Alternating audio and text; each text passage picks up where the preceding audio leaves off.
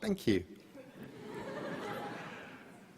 I never really expected to find myself giving advice to people graduating from an establishment of higher education. I never graduated from any such establishment. I never even started at one. I escaped from school as soon as I could, when the prospect of 4 more years of enforced learning before I could become the writer I wanted to be seemed stifling. I got out into the world, I wrote, and I became a better writer the more I wrote, and I wrote some more, and nobody ever seemed to mind that I was making it all up as I went along. They just read what I wrote, and they paid me for it, or they didn't. And often they commissioned me to write something else for them, which has left me with a healthy respect and fondness for higher education that those of my friends and family who attended universities were cured of long ago. Looking back, I've had a remarkable ride. I'm not sure I can call it a career, because a career implies that I had some kind of career plan, and I never did. The nearest thing I had was a list I made when I was about 15 of everything I wanted to do. I wanted to write an adult novel, a children's book, a comic, a movie, record an audio book, write an episode of Doctor Who, and so on. I didn't have a career, I just did the next thing on the list. So I thought I'd tell you everything I wish I'd known starting out, and a few things that looking back on it, I suppose I did know, and that I'd also give you the best piece of advice I'd ever got, which I completely failed to follow. First of all, when you start out on a career in the arts, you have no idea what you're doing. This is great. People who know what they're doing know the rules, and they know what is possible and what is impossible. You do not, and you should not. The rules on what is possible and impossible in the arts were made by people who had not tested the bounds of the possible by going beyond them. And you can. If you don't know it's impossible, it's easier to do. And because nobody's done it before, they haven't made up rules to stop anyone doing that particular thing again.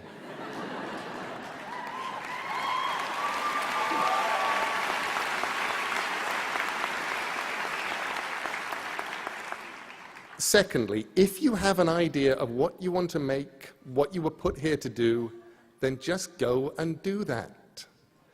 And that's much harder than it sounds, and sometimes in the end so much easier than you might imagine. Because normally there are things you have to do before you can get to the place you want to be. I wanted to write comics and novels and stories and films, so I became a journalist, because journalists are allowed to ask questions and to simply go and find out how the world works. And besides, to do those things I needed to write, and to write well. And I was being paid to learn how to write economically, crisply, sometimes under adverse conditions, and on deadline. Sometimes the way to do what you hope to do will be clear-cut, and sometimes it'll be almost impossible to decide whether or not you're doing the correct thing, because you'll have to balance your goals and hopes with feeding yourself, paying debts, finding work, settling for what you can get. Something that worked for me was imagining that where I wanted to be, which was an author, primarily of fiction, making good books, making good comics, making good drama, and supporting myself through my words. Imagining that was a mountain, a distant mountain, my goal. And I knew that as long as I kept walking towards the mountain, I'd be all right. And when I truly was not sure what to do, I could stop and think about whether it was taking me towards or away from the mountain. I said no to editorial jobs on magazines, proper jobs that would have paid proper money, because I knew that, attractive though they were, for me, they would have been walking away from the mountain. And if those job offers had come earlier, I might have taken them, because they still would have been closer to the mountain than I was at that time. I learned to write by writing. I tended to do anything as long as it felt like an adventure, and to stop when it felt like work, which meant that life did not feel like work. Thirdly, when you start out, you have to deal with the problems of failure. You need to be thick-skinned to learn that not every project will survive. A freelance life, a life in the arts, is sometimes like putting messages in bottles on a desert island and hoping that someone will find one of your bottles and open it and read it and put something in a bottle that will wash its way back to you. Appreciation or a commission or money or love. And you have to accept that you may put out hundreds of things for every bottle that winds up coming back. The problems of failure are problems of discouragement, of hopelessness, of hunger. You want everything to happen and you want it now, and things go wrong.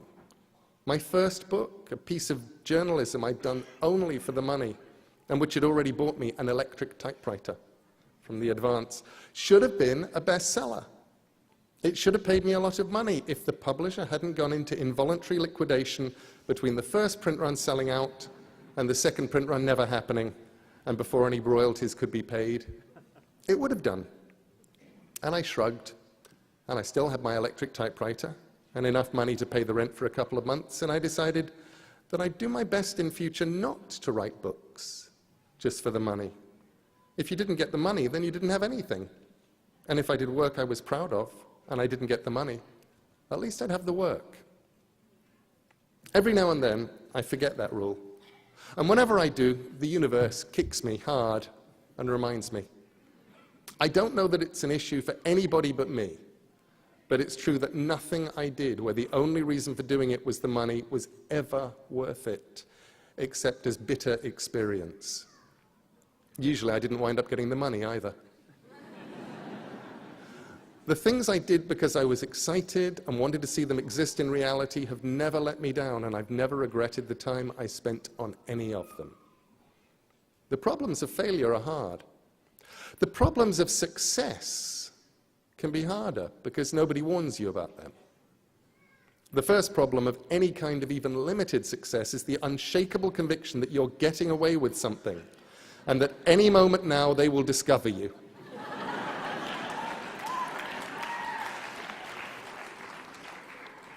It's imposter syndrome, something my wife Amanda christened the fraud police. In my case, I was convinced there would be a knock on the door and a man with a clipboard.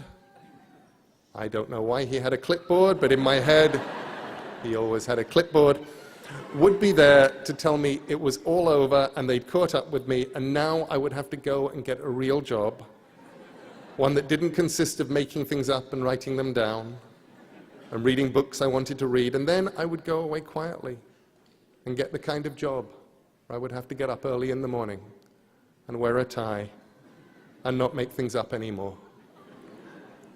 The problems of success, they're real. And with luck, you'll experience them. The point where you stop saying yes to everything because now the bottles you threw in the ocean are all coming back, and you have to learn to say no. I watched my peers and my friends and the ones who were older than me, and I'd watch how miserable some of them were.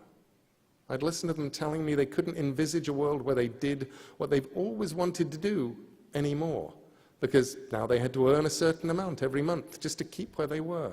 They couldn't go and do the things that mattered and that they'd really wanted to do, and that seemed as big a tragedy as any problem of failure.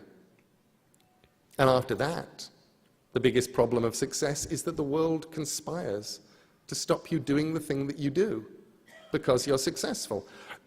There was a day when I looked up and realized that I had become someone who professionally replied to email and who wrote as a hobby. I started answering fewer emails and was relieved to find I was writing much more.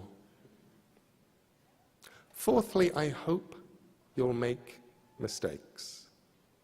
If you make mistakes, it means you're out there doing something. And the mistakes in themselves can be very useful. I once misspelled Caroline in a letter, transposing the A's and the O, and I thought, Caroline looks almost like a real name. Remember, whatever discipline you're in, whether you're a musician or a photographer, a fine artist or a cartoonist, a writer, a dancer, a singer, a designer, whatever you do, you have one thing that's unique. You have the ability to make art.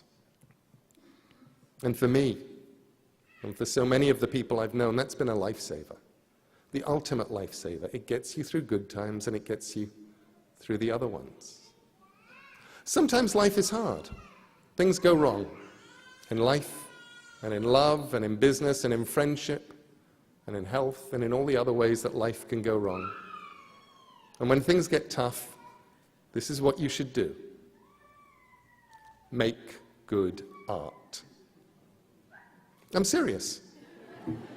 Husband runs off with a politician, make good art. Leg crushed and then eaten by a mutated boa constrictor, make good art. IRS on your trail, make good art. Cat exploded, make good art. Someone on the internet thinks what you're doing is stupid or evil or it's all been done before, make good art. Probably things will work out somehow, and eventually time will take the sting away, and that doesn't even matter. Do what only you can do best. Make good art.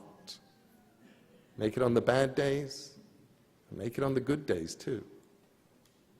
And fifthly, while you're at it, make your art. Do the stuff that only you can do. The urge starting out is to copy, and that's not a bad thing. Most of us only find our own voices after we've sounded like a lot of other people. But the one thing that you have that nobody else has is you. Your voice, your mind, your story, your vision. So write and draw and build and play and dance and live as only you can. The moment that you feel that just possibly you're walking down the street naked, exposing too much of your heart and your mind and what exists on the inside, showing too much of yourself, that's the moment you may be starting to get it right. The things I've done that worked the best were the things I was the least certain about. The stories where I was sure they'd either work or more likely be the kind of embarrassing failures that people would gather together and discuss until the end of time. They always had that in common. Looking back at them, people explain why they were inevitable successes, and when I was doing them, I had no idea. I still don't. And where would be the fun in making something you knew was going to work? And sometimes the things I did really didn't work. There are stories of mine that have never been reprinted. Some of them never even left the house. But I learned as much from them as I did from the things that worked. Okay, sixthly, I'm going to pass on some secret freelancer knowledge. Secret knowledge is always good, and it's useful for anyone who ever plans to create art for other people, to enter a freelance world of any kind. I learned it in comics, but it applies to other fields too, and it's this. People get hired because somehow they get hired. In my case, I did something which these days would be easy to check and would get me into a lot of trouble, and when I started out in those pre-internet days seemed like a sensible career strategy. When I was asked by editors who I'd written for, I lied. I listed a handful of magazines that sounded likely, and I sounded confident, and I got jobs.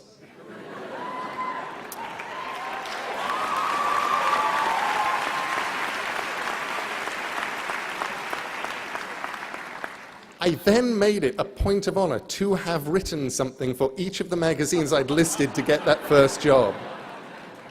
So that I hadn't actually lied, I'd just been chronologically challenged. But you get work however you get work. But people keep working in a freelance world. And more of today's world is freelance. Because their work is good. And because they're easy to get along with. And because they deliver the work on time. And you don't even need all three. 2 out of 3 is fine. People will tolerate how unpleasant you are if your work is good and you deliver it on time. People will forgive the lateness of your work if it's good and they like you. And you don't have to be as good as everyone else if you're on time, and it's always a pleasure to hear from you.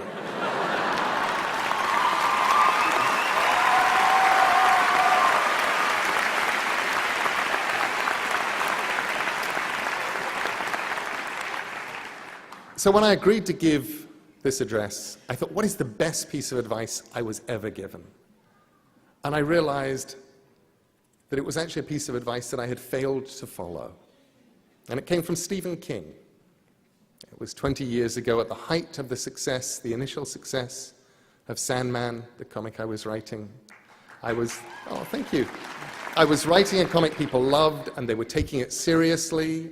And Stephen King liked Sandman, and my novel with Terry Pratchett, Good Omens, and he saw the madness that was going on, the long signing lines, all of that stuff. And his advice to me was this. He said, this is really great. You should enjoy it. And I didn't. Best advice I ever got that I ignored. Instead, I worried about it.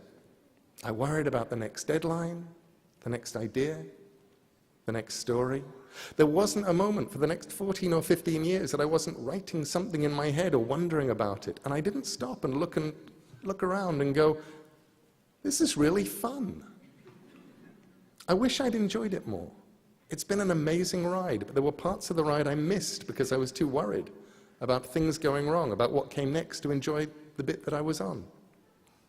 That was the hardest lesson for me, I think, to let go and enjoy the ride, because the ride takes you to some remarkable and unexpected places. And here on this platform today, for me, is one of those places. And I am enjoying myself immensely.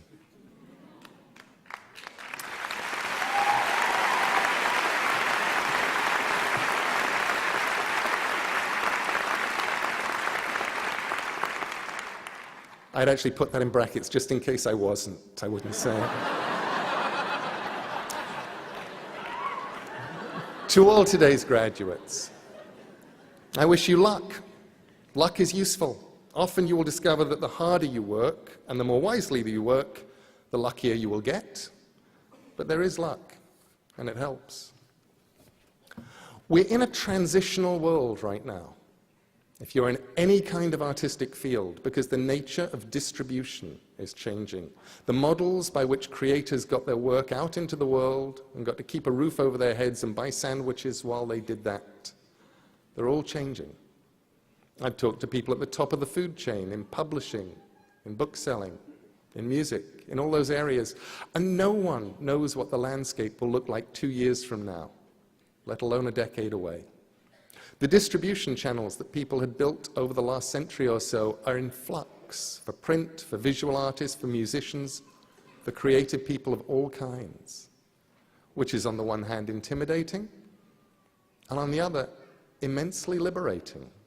The rules, the assumptions, the now we're supposed to's of how you get your work seen and what you do then, they're breaking down. The gatekeepers are leaving their gates. You can be as creative as you need to be to get your work seen. YouTube and the web and whatever comes after YouTube and the web can give you more people watching than old television ever did. The old rules are crumbling, and nobody knows what the new rules are. So make up your own rules. Someone asked me recently how to do something she thought was going to be difficult. In this case, recording an audiobook. And I suggested she pretend that she was someone who could do it. Not pretend to do it, but pretend she was someone who could. She put up a notice to this effect on the studio wall, and she said it helped. So be wise, because the world needs more wisdom. And if you cannot be wise, pretend to be someone who is wise, and then just behave like they would.